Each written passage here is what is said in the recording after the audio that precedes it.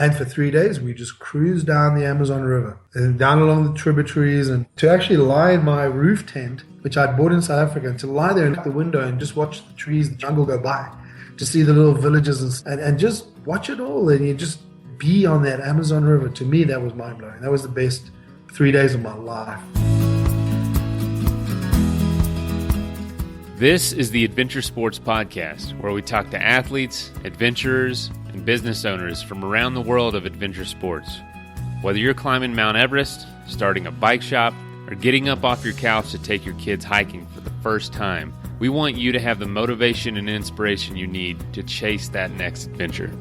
The Adventure Sports Podcast is brought to you by Camp Crate, the leaders in fully planned, self-guided backpacking adventures, as well as backpacking gear rental. You can check them out at campcrate.net.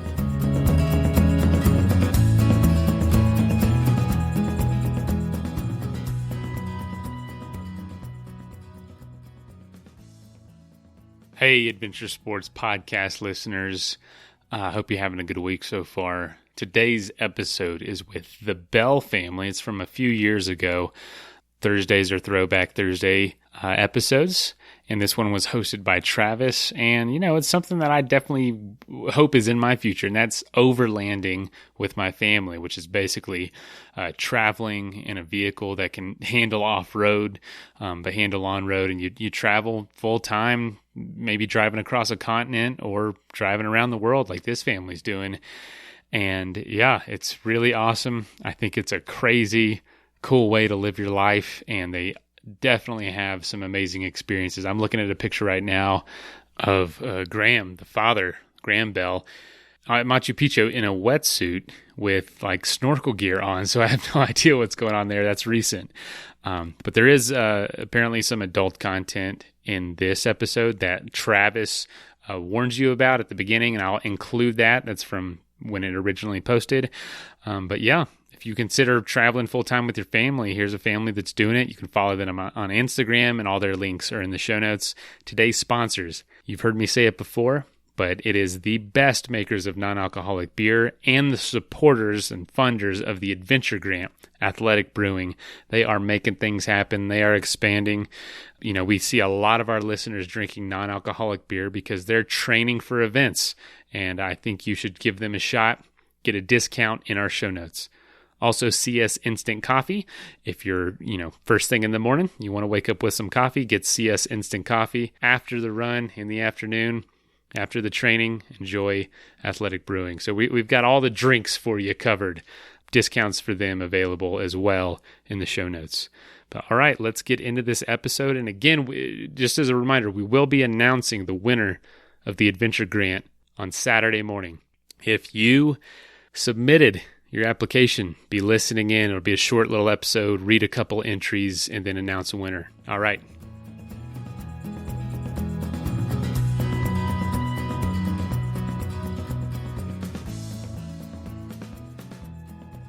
Just a quick word of warning to the parents out there. Normally we keep this show clean, and this episode is, but there is some mild adult content brought up in this episode. So I just wanted to give you a heads up in case you haven't had that conversation with your little one. You might want to preview the episode before letting them listen to it. Now on to the show. Hi, and welcome back to another episode of the Adventure Sports Podcast. This is your host, Travis. Luisa and Graeme Bell toured the African continent with their kids, Keelan and Jessica, a few years ago. When they got back to their home in South Africa, it didn't take long for the family to realize that they needed to explore more. So they put everything on hold, purchased a Land Rover Defender 130, and outfitted it as an Overlander so they could travel and live out of it full time. Now that they've been around Africa a couple times and all the way up to Alaska, I finally caught up with the Bells in Baja, Mexico, where they're relaxing a bit while doing some house sitting. Hey, Travis, how you doing? Hi, Travis. Doing great, thanks. So we caught up with you in Mexico. We were just talking about the heat down there, but it's got to be kind of nice to get off the road for a little bit. Yeah, it is. When you're on the road, you get into a routine and you get used to it. And then, we live in a tent, in a roof tent, all four of us. And, you get used to that. But when you get back in a house, you kind of go, hey, look at this, indoor plumbing. Hey, look, I can have my own personal space. I can make toast or just boil a kettle with me, like without without having to take everything out the side of the Land Rover first. So the convenience is wonderful, but at the same time, it gets super boring super quick. Yeah. Well, so let's talk about the conveniences. I mean, in my intro, I mentioned that you guys decided to do a little bit of touring around Africa, and you had just planned to set out for a little while and go back. And once you realized you were back, obviously you got back to your conveniences, but you guys as a family, if I understand it right, just kind of realized altogether that what you were really doing out living on the road as overlanders was really where you wanted to be. So you chose to leave the conveniences and go back out. So tell me how that all came about and how you really launched into this major expedition that you're on now. Well, we ran our own business back in South Africa. We had a wonderful home and a rented home we've never owned. And we were burning the candle at both ends, like everyone does. We thought we needed all the fancy stuff and the Volvos and the extra TVs and the 3 PlayStations and the list goes on.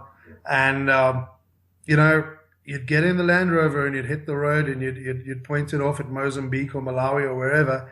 And you didn't have all that stuff that cramming in your mind. You had the road, you had the Land Rover, and you had your family chatting and laughing and singing to Baba Baran.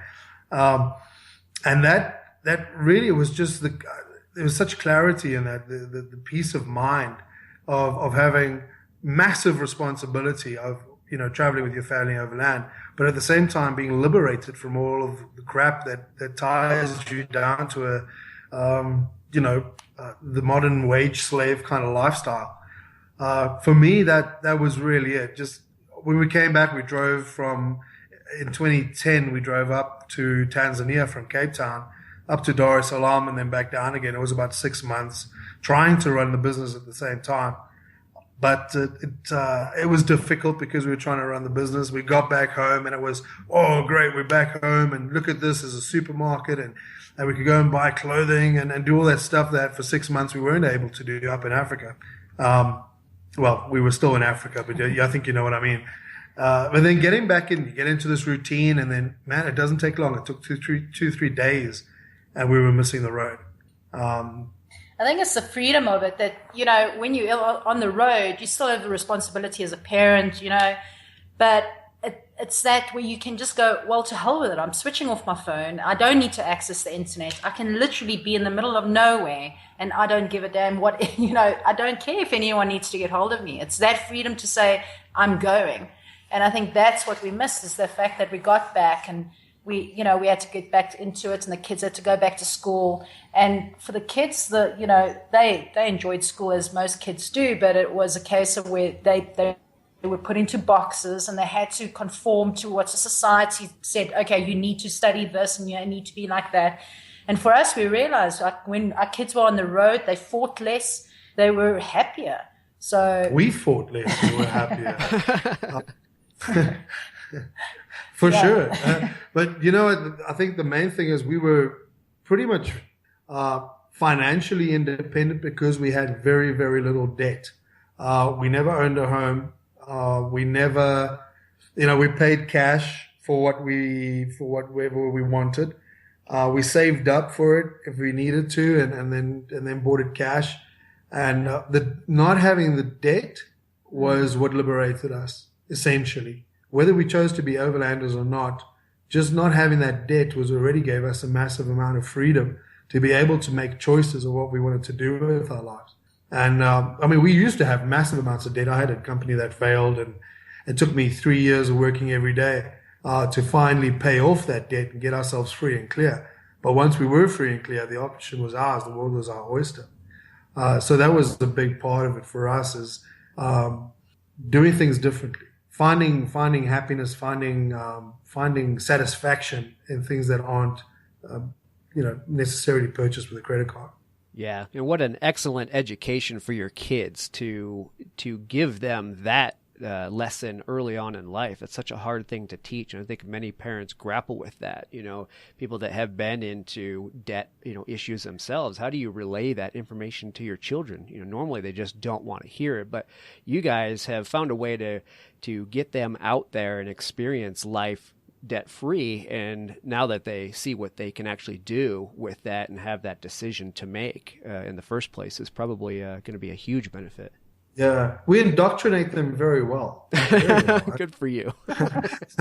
There's this meme going around the internet that said modern slaves aren't in chains, they're in debt. So we'll discuss something like that with our kids. I mean, I remember going to school and you'd be taught history and geography and science and economics, but you weren't taught how to open a bank account, how to manage your money, how to not get into debt, how to this, that, and the other.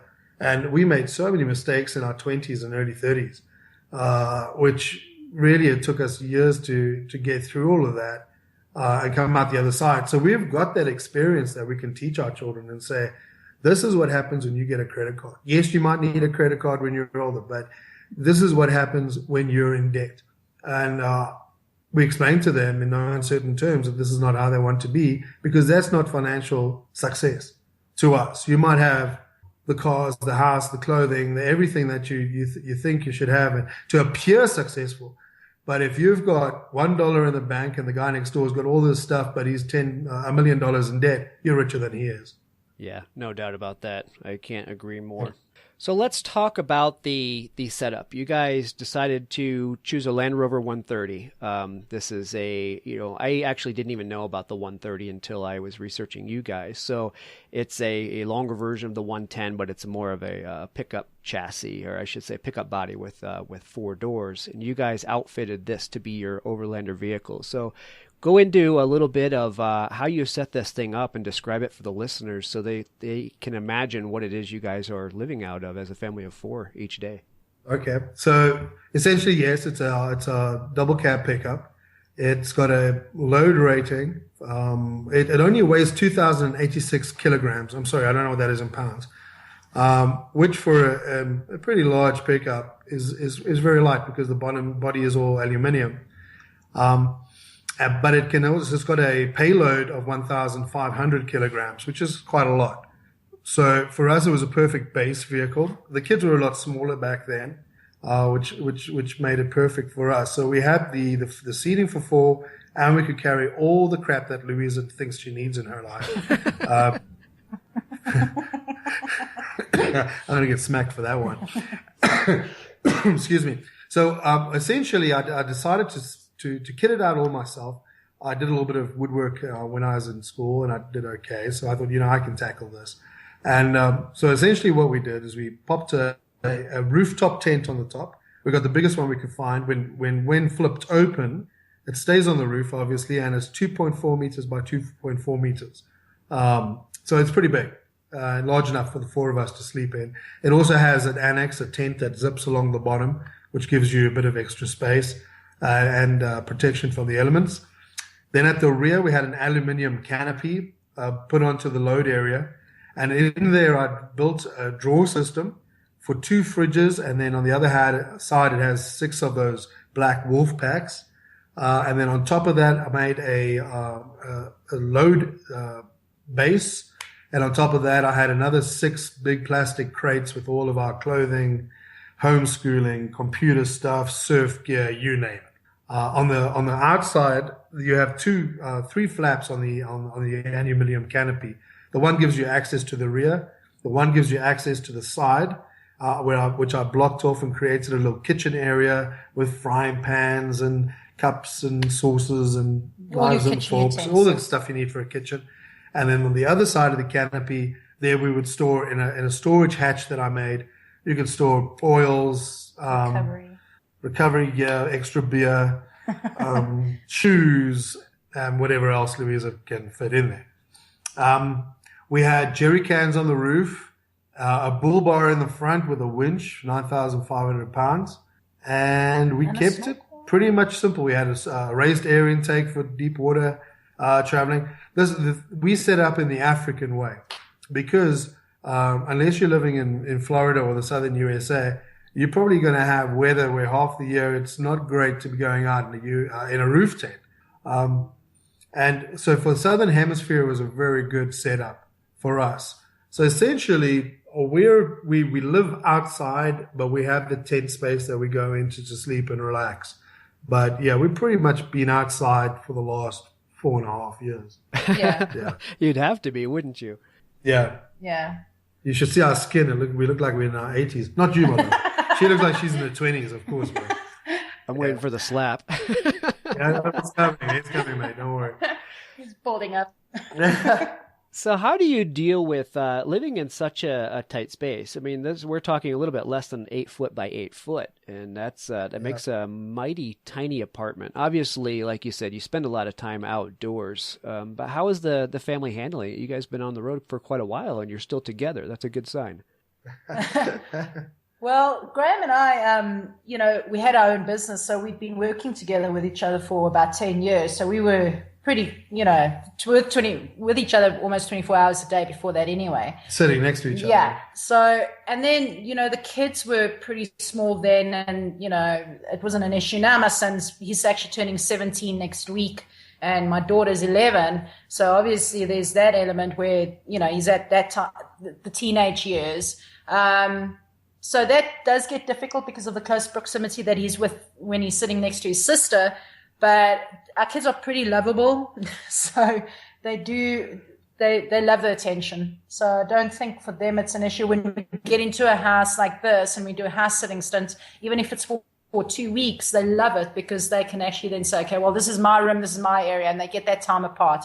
But once they're in the Land Rover, they're best of buddies again because they realize there's no one else on the road. The only kids that they meet are the people that we, friends that we make, that we find along the way or, at campsites that we go to. So they realize that they have to be friends with each other. They don't have much of a choice. We've become like an old age, not old age, what's the word? Like a historic nomadic family where we're completely dependent almost on each other. Right. Everyone's got their own role within the family. We're a unit. We're a tight unit. Sometimes we're not so tight. It's a problem with being so close to someone for such a long time. Eventually you get used to it and you don't even think about it anymore. For some people, I can imagine it could be very difficult. We know like a woman in South Africa before we left, and she said to me, "You're going to be going for so long with your children?" I said, "Yeah." And she goes, "I can't imagine spending a day with my child that close, never mind." And then she blushed and she felt terrible for saying it. But I think for a lot of people, it's like, I'm really happy when my kid goes to sleep at night. I love them so much, but they're much better when they're sleeping. So yeah, there's a lot of personality, obviously. There's a lot of, to and fro and people who see us in our natural environment tend to think we're a little bit crazy, but we depend on each other. We rely on each other and we're a tight unit. Yeah, I think it probably, there's some element of maybe certain people can't pull this off, but I think it's probably more so that how you guys go about it and how your relationship with your kids and the whole family unit together makes this the way it is. You guys sound like you have a lot of fun with each other. You obviously crack a lot of jokes and joke around and probably blow off steam that way. So teaching the kids, about how to live in close quarters with family like that is a huge thing, and the relationship that they're going to come out of with it, when they get older and you guys are off the road is probably invaluable. Yeah, that's part of it. Let's wait and see. I mean, you never know. The accountant's son becomes a hippie, and the hippie's son becomes an accountant. But if you have to ask my children, we've had it before on social media where I've actually just said, hey, if you guys want to ask any question you want, ask my kids and they'll answer. And that's what they did. And the kids answered honestly with no pressure. I wasn't even in the room. And they typed their answers to all their questions. This was on Facebook, on our Facebook page. And people were asking, oh, do you like traveling? Wouldn't you rather be doing something else? And the kids are coming back saying, no, they love traveling. They wouldn't rather be doing anything else. So, they're not just passengers. They're in, Right. they're part of the team. Yeah. Oh, yeah, definitely. So we'll see what happens. I mean, my son has been told, he's 17, so he's going to be 18 soon. We almost lost him to a beautiful girl in Argentina when he was 15. He said, oh, well, that's it. I'm leaving. I'm going with her. And I'm like, yeah, right, whatever. But, it's his choice when he gets older. If he wants to stay with us, then he's got to, help out a bit more. He's got to be more active with the hard work, with the mechanical work, working around the camp. He can't be a little kid anymore. But if he wants to carry on traveling with us for the next 20 years, he's welcome to do it, as long as he's contributing. Right. And the same goes to my daughter. So we're not in no rush to get rid of our children by any stretch. No. That's awesome. That's awesome. So let's talk about where you guys have been. Like I said, you kind of made a couple of laps around Africa and then headed north. So where have you taken this beast? 2009. Yeah, okay. We used to do a whole bunch of camping with her and stuff. We had a bunch of Land Rovers before. About 2010, we drove. It was 30,000 kilometers. That's what, like 16,000 miles from Cape Town up to Dar es Salaam through Mozambique, Malawi, Tanzania, then back down, Malawi, Zambia, Botswana a little bit, Namibia, then back into South Africa. And then we were talking earlier about the addiction, then we realized we were kind of screwed because we didn't want to do anything else with ourselves. So every chance we got, we'd head back to Mozambique or Malawi, which was hard work. It wasn't a typical vacation, but that's not what we were after. And then eventually in 2012, we put the Land Rover in a container, shipped it to Uruguay. And then we were supposed to head down to Ushuaia, which is as far south as you can go on the planet by road. And instead, we decided, look, we need to head up to Rio because, you can't go to South America and not go to Rio.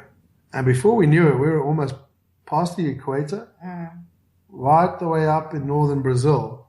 Then we rushed kind of down and looped back around through Uruguay and Argentina.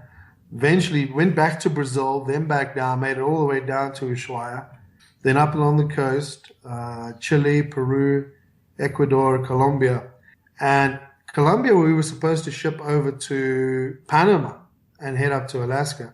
But we weren't done with South America, and I don't think South America was done with us quite yet. We hadn't spent much time in the Amazon, and we had fallen in love with Brazil, actually the whole continent. So we thought, no, we're not leaving yet. We put some big mud tires on the Landy because we planned to go a route through the Amazon, through Venezuela, then through the Amazon, back into northern Brazil.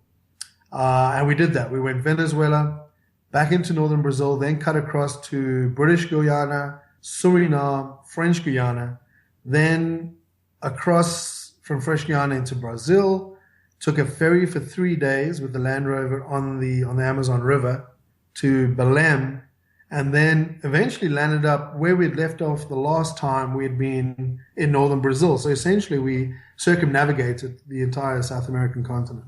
And this took us just over 2 years. Or just under 2 years. Under 2 years. Yeah. Okay. And then from Brazil, we went back down to Uruguay, Argentina, up to Bolivia, Peru, Ecuador, Colombia, and then across to Panama on a ferry. Luckily, there was the one ferry running. And then through every single country in Central America except for El Salvador, Mexico, then to the US, and wow, the US is amazing. Through up to Alaska, back down, and then around the West Coast a whole bunch, and now we're in Baja. So, yeah. That is a lot of miles. I saw that, I think the last report I saw that you guys had 315,000 kilometers on the thing, which is almost 200,000 miles on the vehicle. That's a lot of driving. Yeah, that's a lot of fuel. That's a lot of driving, yeah.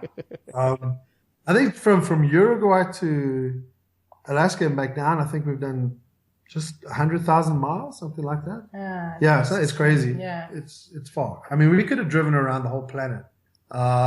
In the distance that we drove just from Uruguay around South America and up to Alaska and back down. We could have done the whole world tour. Athletic Brewing is pioneering non-alcoholic craft beer. Yeah, I said non-alcoholic craft beer.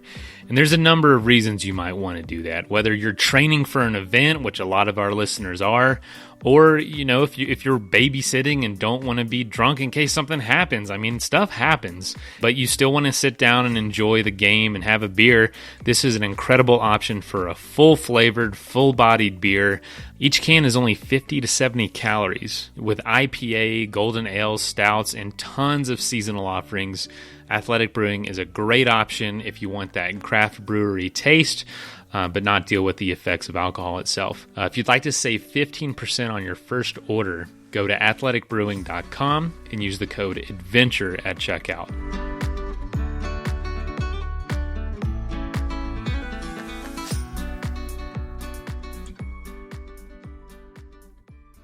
Well, what would you say, Luisa, is the most surprising thing that you've learned being on the road and living like this that you never would have expected? Oh,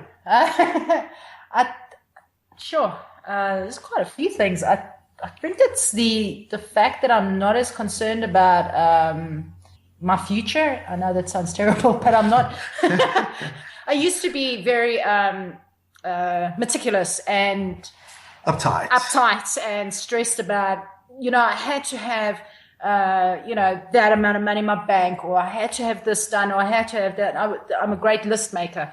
And I tend to not do that anymore, which is good and bad. But I think I've just let myself rely on Graeme a lot more. So I'm not that authoritative. I'm not, I don't want to be the boss. Right. And I think it's just, I rely on other people a lot more now as well, which I think as a person, you grow a lot more on the road, and you just learn to let go of a lot of things that you had issues with before. So I think it's a good lesson for people to realize that people are good people. There are fantastic people out there, and you don't really have to, worry about getting on the road and about your kids or about food or the petrol money or whatever. We've been broke on several occasions, and we've always managed to make it work, which, for me was my biggest fear was, running out of money. This is the thing. We both grew up in apartheid South Africa, and we both had middle class, working class upbringings, both children of divorces, and both of us have seen some pretty hard times where, there's very little opportunity. So for us to be broke isn't as big deal as it is for many people, because we know we've got potential and we know that we'll be okay. And also, things like breaking down in Peru at 16,000 feet, and you're in the middle of nowhere and the sun's setting and there's ice all over, and you're thinking, oh my God, this could be potentially deadly, Once you've been through that, I think it gives life a bit more perspective. And I think I've seen Luisa change. Is where, she was the boss, man. She was back home. That was it. She would give me my list every morning, and I'd have to jump and run. And she was a nightmare, but she was a wonderful nightmare, and she was great. Driven. And, and when we started traveling, she was always like a little bit paranoid that I'm just trying to take the power. And she had some weird control issues, but she doesn't really have that anymore. She knows she's the boss. I still do what I'm told. So she lets you use the pants every once in a while in the family. Oh no! I'm the admiral, dude. I still wear the pants because she's the boss. Fair enough. It's levels of responsibility. Well, and I think what my point is, if the shit hits the fan, the buck stops with me. If the wheels come off and it all goes screwed up and upside down, I am responsible. And I've proven to Luisa that I can be responsible. And I think maybe giving you a bit of peace of mind, maybe. I don't know. No, absolutely. It was a great answer. I know I put you on the spot asking it, but the hardest thing to do sometimes when you're embarking on any kind of adventure is to let go, and most people do have those concerns. Like you said, Luisa, what is my future? Oh, I'm going to leave my job. Well, what am I going to do after that? I can't possibly leave my job to go out on this adventure, this expedition. And the fact that you were able to let go and realize that you can get out there and deal with things as they come and not sweat what is in your future is, that's a huge learning lesson, and probably one that everybody needs to go through. Yeah, no, absolutely right. It's a lot easier than people think, and also very difficult at the end of the day. But I suppose it's like giving birth. I would know. All right, I know these things. Of course you do. You got to put out a watermelon, and you must be petrified. You got to give birth to this thing, but then when it's out, there's the baby. Oh, Was that a good analogy? How was that? A great metaphor. Thank you very much. It was like giving birth.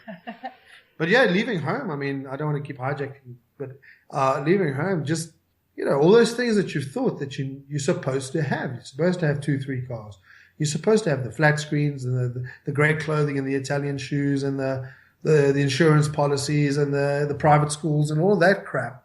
And unraveling yourself from all of that it's so stressful. You don't sleep. We didn't sleep for 2 years, from like a year and a half. Once we made the decision to actually do this full time, or at least do the Argentina to Alaska journey, we weren't sleeping. We were fighting. We were drinking too much wine. It was not easy at all. Massive amounts of stress. But then we got over it and we started traveling, and the sky didn't fall on our heads, and we started relaxing, and we were spending way less money than we did at home because we were living hand to mouth and living very simply. And then the stress just generally kind of just dropped off. Yeah. And something that was meant to be a year and a half of a trip has now been, 4 years? Yeah, over 4 years now. So it can't be that bad, right? Yeah, right. Well, that brings the question up. A lot of people, who might think about doing something like this, I think that's the first concern. And I've had that concern myself. We talked about going and living on a travel trailer. Yeah. And one of the concerns is, how is the family dynamic going to exist, change, morph? Like you said, or like Graeme said, there's some point where it finally set in, but it took you guys a while to get to that point. So what would be some advice for people who wanted to do something like this with their family? What's some advice that might help them over that hump and get them through it? Well, first, start small. Don't sell the ranch. Don't go jump into a decision like, let's get a motorhome and drive around America or something. Start small, man. Get a little pickup or whatever, throw a tent on the top, or even just ground tents. Go off for a weekend. Keep it simple. Don't buy all the gear. Keep it simple. Go out. Check the weather. Have fun. Don't try and overdo it the first time out. Have a good time. Come back. Did I enjoy that? Yeah, that was all right. Let's go a little bit longer. We'll go a little bit further. Yeah, and slowly start building up into more of this becoming your recreation. And if the whole family enjoys it and everyone's getting along and you've got your systems in place, then you can start investing money in it and investing more time in it. But I think that really is the starting point. Actually, in our second book, which is coming out now, called Travel the Planet, Overland, I've got a whole section called How to Motivate the Significant Other. How to motivate your significant other.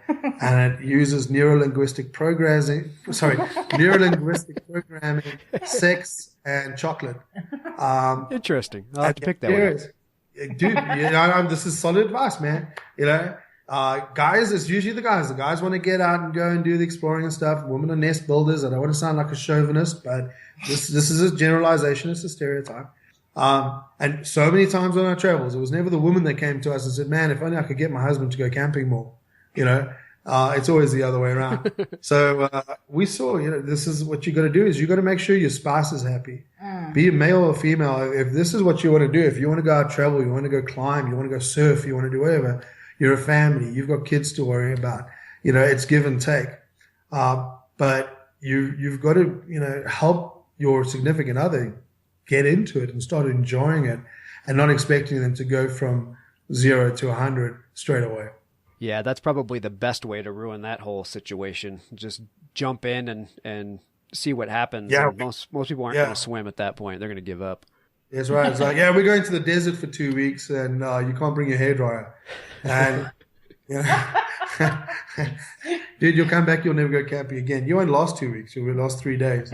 She'll be throwing sand on the meat, on the fire, and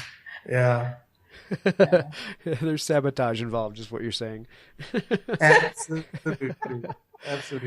So my advice would be take it easy and really grow as a family.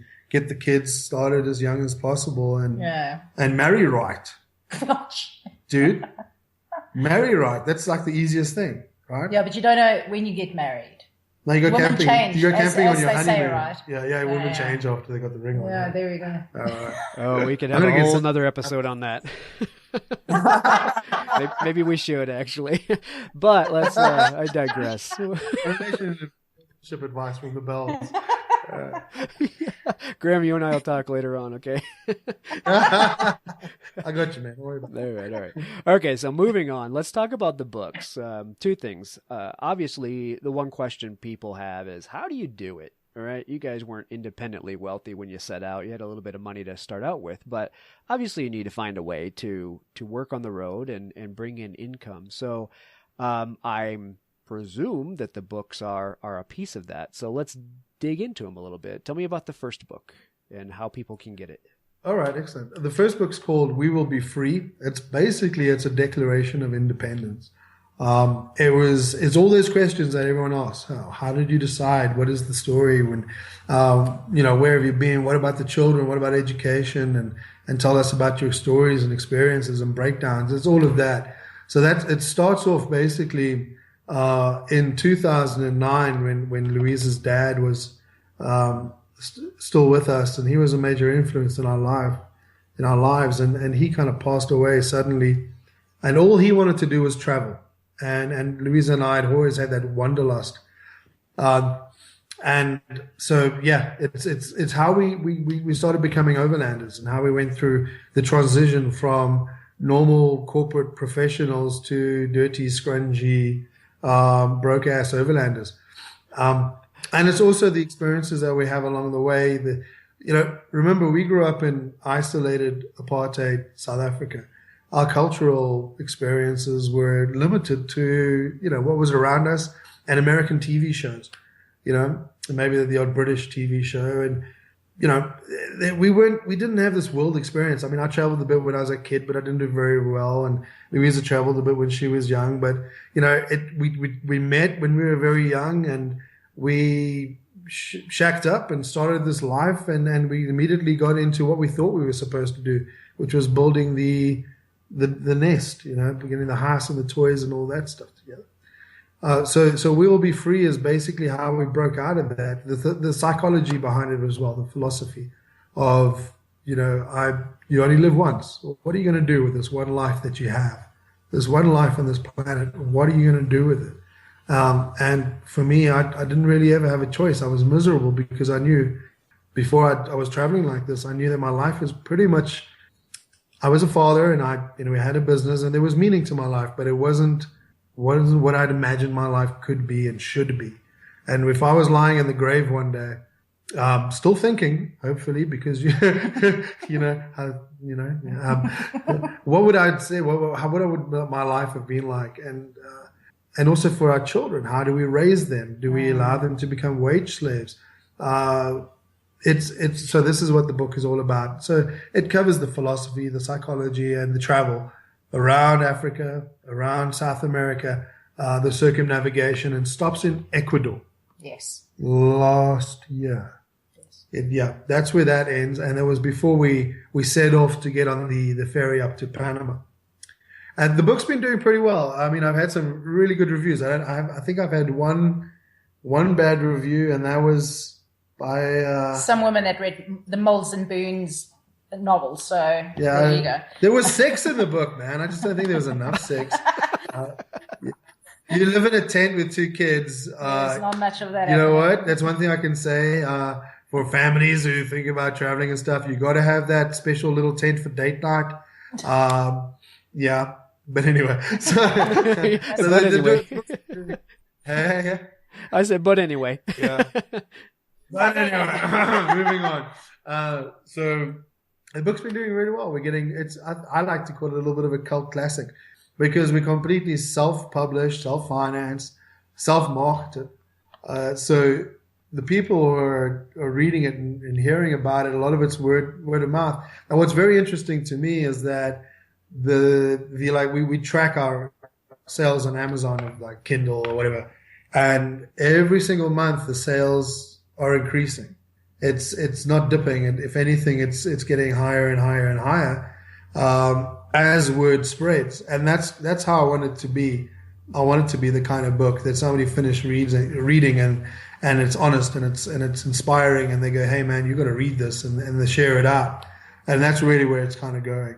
Well, that's great. I mean, the book sounds like it's pure inspiration, and that's our goal in the show is to inspire people to get out there and do something great. So you guys also ran a Kickstarter campaign for your second book, and your second book, what is it called? Travel the Planet Overland. And you guys did very well with your Kickstarter campaign. And as I understand it, you're in the process of editing that and getting it out now. So tell me a little bit about that. Yeah, so the Kickstarter, yes, it was fantastic, and we had a great amount of backing on that, which was, it's pretty good. It's okay, yeah. 400% of our target. Yeah. So, the book is basically a guide on how to do what we do. So it's not, it's not the Overlander's Bible. There's the Overlander's Handbook, which was written by Chris Scott. There's other guys who are very textbook in their approach to giving advice for overlanding and how to prepare vehicles and stuff. I'd like to talk about using sex and chocolates to, what's the word? And propaganda to indoctrinate your spouse, So it gives you a lot of the factual stuff, but at the same time, I think it's a bit more of a fun read. And the whole idea is that when we started out, we made a lot of mistakes. We wasted a lot of money. We did a lot of things the wrong way. And now we've been living on the road. And I mean, of 4 years, 80% of that time was in the tent. We don't stay at hotels. We don't stay at hostels. We don't have the budget for that. So we've gone to far off places where, even it's very rare for white people to go, if I could put it like that. It's pretty out there. So we've learned a lot from doing that. And that's the whole goal with this book, is to take our beautiful photos from all over, from Africa, from South America, from the Americas, to put that all together and something beautiful. I want it to be like, Radiohead in Rainbows when that came out. And you got the record in the post, and it had this folder, and it was just, you don't want to really listen to the record because it was just too gorgeous. I want something like that where it's just beautiful content. It's great to look at, and it's really inspiring. That was really what kind of drove it. And of course, Louise is the push behind this. She drives all of this because she started talking about this when we'd been on the road for like a year or something, because she's like, oh man, learning how to make fires on a daily basis, camping, making meat, making food, finding camping, saving money, dealing with children, educating the children, the different kinds of overlanders you meet on the road, the kind of vehicles we see. There's just so much information that anyone who wants to get into this whole overlanding gig, this is the kind of book that disseminates all that information, really kind of lays it out in a way that it's beautiful, it's inspiring, but it also gives you all the information you need to make an informed decision. Yeah, it looks like you guys have done that. I mean, just looking at your Instagram account, you have amazing pictures. And talk about inspiration. I mean, if that's not enough to get you to go buy the book, I don't know what is, because you have a way of capturing what you're doing out there and truly inspiring people to maybe get out there and try something similar. Nothing says you have to pack up a Land Rover 130 and dump it all and go live on the road permanently, but maybe try a little taste of it, like you said, dip your toe in the water. Yeah, absolutely. I mean, if you're into climbing or surfing, or if let's say you've got any of those sports that are a passion for you, make your passion part of your lifestyle. So, if you go climbing, half of the thrill is, it's the camping, it's the outdoors, it's actually getting out there and going, it's packing up, it's having the right gear. If you can make your passion part of your lifestyle, then you're winning, right? Yeah, absolutely. There's no doubt about that. So let's tell them where they can go learn more about you guys and where they can find these books. Okay, well, we've got a Facebook page, which is A2A, which is A and then the number 2A Expedition. That's the same. The website is www.a2aexpedition.com. The Instagram account is Graeme. That's GRAEME .R.Bell, And I've only had it running for about a year or so, and I've already got quite a few thousand likes. So I'm pretty excited about that. Right. And what else is there? Twitter we don't really use because it's just with our lifestyles being offline so often. It just doesn't work for us. Yeah, but the book is available. The first book, We Will Be Free, is available via the website. It shows the We Will Be Free book there, And Amazon. then and on Amazon as well. And then the Travel the Planet Overland is available for pre-order before it gets published, which will be shipped out probably in late August. And that can also be purchased via the website. That link will be going up later today. Yeah. Okay. Yeah. No, it's a good timing. And I really appreciate it. If your listeners are interested in what we do and they can support us, that'll be fantastic. Because our plan is to just travel the entire planet, and eventually have a library of 6 or 7 books, and then buy a ranch in Argentina and drink wine and eat cheese all day. Sounds like a plan to me. Yeah, that's my plan. That's all I've got planned. Wine and cheese. See, Luisa, you don't need to worry about your future. He's got it all figured out. Yeah, there we go. No, on a more serious note, if they do have any questions, they can just shoot us a message via Facebook or get in touch with us via the website. Okay. Yeah, the books are pretty much our only source of income at the moment. What else do we do to make money? Articles? I write articles for, I forget what I do. I write articles for Expedition Portal and Adventure Journal. And I'm hoping to get a few other the good publishers out behind me. So that's okay for us. Literally, our expenses are pretty low. So we don't have to do a heck of a lot to be comfortable. Yeah. Yeah, I think I heard that your budget is like $66 a day for the entire family. Is that right?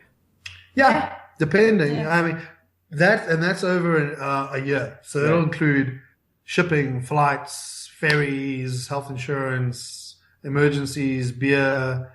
Yeah, I don't know if it includes your beer consumption. It doesn't include beer. It includes beer. Beer is like $30 over there. Sinner's tax. Syntax. Yeah. But it's everything. It's our fuel. It's our accommodation. It's you name it. And you can actually, you can get by cheaper. Unfortunately, we're South Africans, so we like to eat meat and drink beer and have some nice wine. So we don't. My theory is, if you're going to be doing this as a full-time thing, as this is your lifestyle, at least enjoy it while you're doing it, and you don't have to just eat vegan food or eat we do vegetables try all and day. make some good choices when we buy our food, though. Yes. We get like grass-fed organic meat when we can. We're very responsible. Yeah. And our footprint, what do you call it? Our ecological footprint is tiny. Yeah. This is true. We drive a car, but pretty much as someone in Seattle who drives to work and back probably drives as much in a year as we do, if not a bit more. Well, you think of And simple that's- product consumption. You guys are not out there buying products because you can't put products in your Land Rover. So, the people, if we're out there buying a ton of products, you might drive a nice little Prius that gets great fuel economy. But if you order a ton of stuff on the web and, ships have to bring it across the ocean and UPS has to drop it off at your house, well, you just added to that footprint, didn't you? Yeah. And this is the thing, we buy as much local as we can. So, we don't have the packaging that goes with all the foodstuffs you got a store in the US and everything's packaged up the yin-yang, Right. it's insane. Yeah. You buy from a local grocer and it is, it's a plastic bag. Yeah. Well, that's easier in the third world or developing nations. But that's a big part of it as well, is our impact on the environment is minuscule, and it'll stay that way. Yeah. So we can have the odd steak without feeling too terrible, I think. Yeah. This episode is also sponsored by CS Instant Coffee, 100% Arabica coffee with compostable packaging. And you can find them at csinstant.coffee and use adventure at checkout for 20% off. All right, so how about a little fun with some stories? So all these years that you guys have been doing this, there must be some fun stories about something that was truly one of the best experiences you had, and then maybe a story about the time when things didn't go right. Man, put me on the spot. Best. That's so difficult. Best experience. Well, okay. Absolutely the best, without doubt, for me was when we drove into a city called Macapá, which is on the northern banks of the Amazon River. And as we drove into the town, we were in a traffic circle, and we just became completely surrounded by these off-road vehicles who were completely covered in mud. And these guys had just finished this huge expedition in the Amazon jungle. And our vehicle was also covered in mud because we'd also been driving off-road and that. And we just became part of their group. And they took us off into the swamps. And for 5 days, we lived on barbecued chicken, steak, and beer. And nothing else. And we just partied with these guys. And then they organized us a ferry to take us for the 3 days from Macapá to Belém. And Belém is on the coastline of Brazil. And yeah, for 3 days, man, we got onto this ferry. It was a flatbed ferry. There was only two other vehicles on there with us. They allowed us to open our roof tent. They plugged us into the generator. And for 3 days, we just cruised down the Amazon River and down along the tributaries. And that was mind-blowing to me. To actually lie in my roof tent, which I'd bought in South Africa, and to lie there at the window and just watch the trees, the jungle go by, to see the little villages and stuff, and to sit around and just watch it all. And you just be on that Amazon River. To me, that was mind-blowing. That was the best 3 days of my life, other than when I met my beautiful. Boy, he's good at throwing those things in there. I've got to get this book. She's gonna smack me. Still, I'm trying to get out of trouble. So that for me, that was fantastic. And we saw, the beautiful little things like, your old school buses, American school buses. Yeah. I can't remember what it is, but I think it's like 10,000 miles. After 10,000 miles, they have to be sold. I know in Utah, for instance, and there on the Amazon River, they take those American school buses, those yellow buses, they convert them into floating. School buses. School classes. Yeah. Really? And true. And it floats around and it's still a bus because it picks the kids up and takes them back home. But it's a floating schoolroom. And that to me was just so interesting. All the people that dug out canoes, these little communities set up just on the banks of the river, just, trying to survive in this harsh environment. That was fantastic to me. Yeah. Yeah, that is cool. Very cool. Well, it sounds like those 3 days were worth everything. I mean, just to get out there and experience those 3 days, the rest of your adventure could never existed. You'd probably be just as happy to have experienced that. Yeah, and the fact that we drove there with our kids on our own, unsupported, on our own, no convoy, no nothing, that was pretty incredible. It's humbling. A lot of people might get a big head and get all egotistical and think they're pretty amazing, but it's really kind of humbling to be in a place like that. And it puts life in perspective. So that changed my life. Those 3 days on that river changed my life. Yeah, I'm sure. Yeah. So how about a time when things went sideways on you?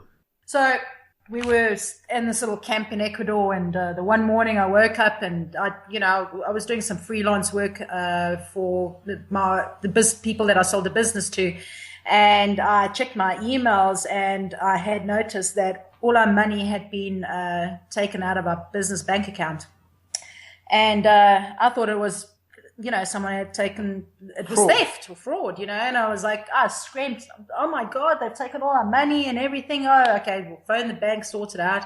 It turned out my awesome accountant screwed up a few years ago and he never corrected the mistake. And our receiver of revenue, which is your IRS, took all our money.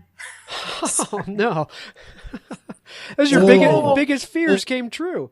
Exactly, all of our money. We literally had a couple of grand in each of our accounts. When I say grand, I don't mean dollars. I mean South African rand. We had our share account, which had a little bit of shares. money in it. Yeah. But yeah, essentially, they cleaned us out. Like took everything. Boom. So yeah, that took us. That was a huge. Man, it was terrible. And for months, then we had to unfortunately dig into our shares accounts and our credit cards, which we had no debt on. It took me 3 years, but I eventually got the money back, some of the money back.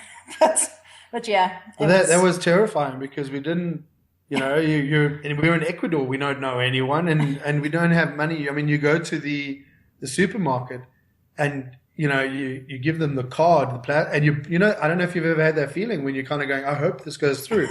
I really, really hope this goes through. Oh, we've all been 20 years old. Yeah, you know that feeling. You know how embarrassing it is when your card doesn't go through. You know what? That used to be embarrassing for us. Now we just turn around and go, oh well, you know what? We're travelers. These things happen. But yeah, that was the worst. Ecuador waking up, all our money gone. That sucked. Yeah. Wow. Well, that makes me think, here I asked a family who's been living on the road for probably 5 years now in an Overlander and has traveled thousands and thousands of miles. I asked them what time things went wrong, and you give me a taxman story. So I can only deduct that the rest of the trip is going pretty well for you guys then. Oh, yeah. No, but what compares to losing all your money? I mean, you can't go anywhere. You can't go back home. You can't put fuel in the vehicle. You're like, oh, I'm screwed. But you know what? We made a plan. But yeah. Yeah, we've never had, touch wood, we haven't had any issues in terms of the people. We had one issue in Uruguay where it was a guy that was a little doped up and he was looking for trouble, but that was it. We haven't had anyone try and threaten us.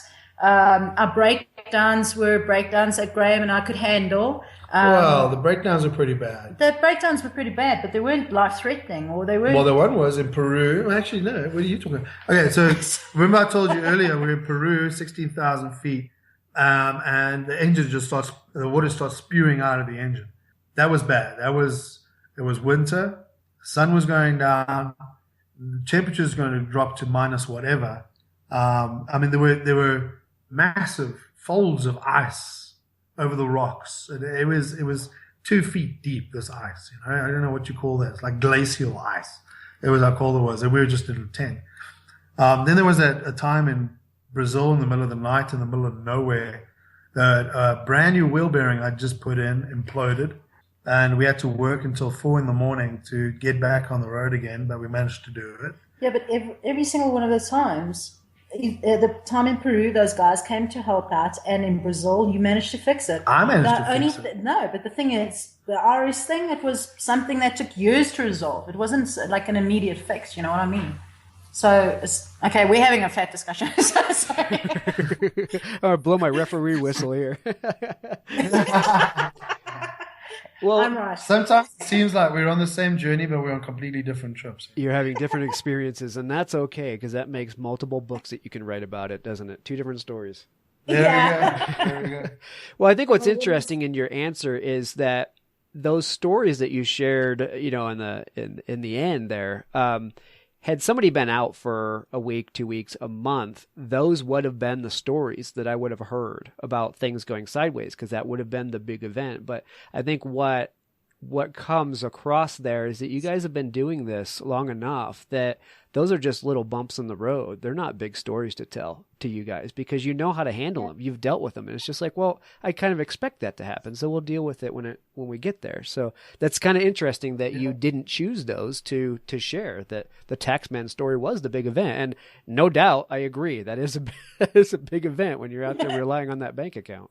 Yeah, well, that's the thing. We decided from the beginning we're going to do all our own mechanical work, even though we don't have that much mechanical experience. We plan. There's contingency plans. We prepare ourselves. So there's things that you can prepare for, and you always prepare for the worst as well. So when that happens, but there's something that you can work with, and you can get back in control of the situation. That's fine. Like a breakdown in the middle of nowhere, you can drop, stop, and roll. You can be calm. You can fix it. Something like your bank account's getting cleaned out, and you're 10,000 miles away. There's nothing you can do about it. That's serious. Yeah. That hurts. Yeah. Yeah. No doubt. All right. Well, let's wrap it up with where you guys are headed next. What are your plans? Obviously, you plan to continue doing this, but I think I saw that you're planning to make some changes and some improvements on the Land Rover. So what's down the road?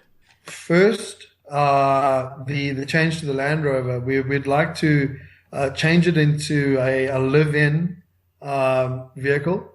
We're going to build a pod and put it on the back. So take off the tent, take off the rear load areas, even take out the back seats. I'll put in seat belts with the bench for the kids. But basically, we're going to make a pod with our own hands out of refrigerator truck paneling, whatever we can scrounge together. And we're going to build a pod on the back of the vehicle with a pop top so that we can face extreme weather and we can urban camp and we can really go much further than the roof tent has been fantastic, but it limits us what we can do in terms of like urban camping and extreme weather. And The thing is, from here, we plan to redo the build in the US or Canada. And then from there, we're heading on over to Europe. And, we'll be arriving there in March, which would be winter in most of the countries. So, it's only when we hit the Balkan states that it'll be warm enough to not warrant having an indoor living area. And then from there across to Asia, and then we're still open to ideas. So Europe. So we'll probably ship to the UK or Ireland, maybe even to mainland Europe. It's all about visas because we've got African passports. I've got a British passport as well, but the rest of the family's only got South African. So visas are a big issue for us. So we want to go down through Europe. I'd love to go to Scandinavia, but I don't know if we'll have time this time around. Go through Turkey, Iran, Pakistan, or up around the Stans. I'd love to go to northern Afghanistan if we can. Through India, Nepal, down into Burma, Laos, Thailand, that whole thing. And that's the next stage, which will probably be a year and a half too, for us to get from Europe to Southeast Asia. That's too cool. I can't wait to follow you guys and watch you on your journey and be inspired by what it is you guys are doing. So I hope you keep it up indefinitely and keep writing books, keep putting stuff out there to inspire the rest of us to do it. Cool. I've really enjoyed talking with you, Travis, as well. So, I mean, we can do this again if we're in Turkmenistan and we've got Wi-Fi. It'd be great to give you a live from the field report. Well, I would absolutely love that. In fact, I want you to get back to me, or I'll watch to see when you do it. I want to hear about your experiences going down through Iran, because everybody I talk to or hear from or read about who has gone through Iran, who has had the good fortune to be able to get into the country, says it's absolutely beautiful. It's like one of the most amazing countries they visited. So I'm always pretty curious about that, because obviously what we get in the news is quite a bit different story. So I'll be interested to hear that. So I'd love to have you guys back on for sure. Yeah. Fantastic. That's what we've seen everywhere we go, is what you see on the ground and what you see in the media are completely different creatures. Yeah.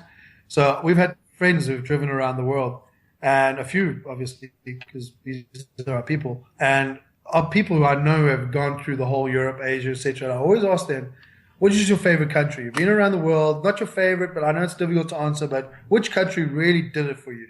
And people come back and say Turkey. So many people came back and said Turkey was absolutely fantastic. Right. So Turkey, Iran, we're also really looking forward to all that. Well, cool. Definitely let's catch up after you've done that. And I would like to hear about it. So. Cool. All right, guys. Well, it's been awesome talking to you. I appreciate your time on the show. I will, as usual, get your links up there on the website along with your episode, and make it easy for people to go visit you and contact you and find your books. I know I need to get my hands on your books as well, because just talking to you and reading about you guys, it is true inspiration, and it makes me want to get out there and do a little bit of that too. And that's the problem with doing this podcast, is I want to do a little bit of everything I talk to people about, but I think it just sounds awesome. So thanks so much for your time. Yeah. Thank you for having us, Travis. Really appreciate it. Thanks, Travis. It's been awesome. All right. Take care. Cheers. Well, first of all, thank you so much for listening to this episode. It really means the world to us that you want to spend your time with us. If you'd like to help us further, please just leave us a review on iTunes, share us on social media, tell your friends about us. You can become a patron, a supporter of the show for $5 a month at patreon.com/Adventure Sports Podcast. And if you know somebody that would make a good guest, reach out. We're always looking for good adventure and outdoor stories. And lastly, thank you to our sponsors, whose messages follow right now. Athletic Brewing makes the best non-alcoholic craft beer. Go to their website at athleticbrewing.com and use the code in our show notes to save 15% on your first order.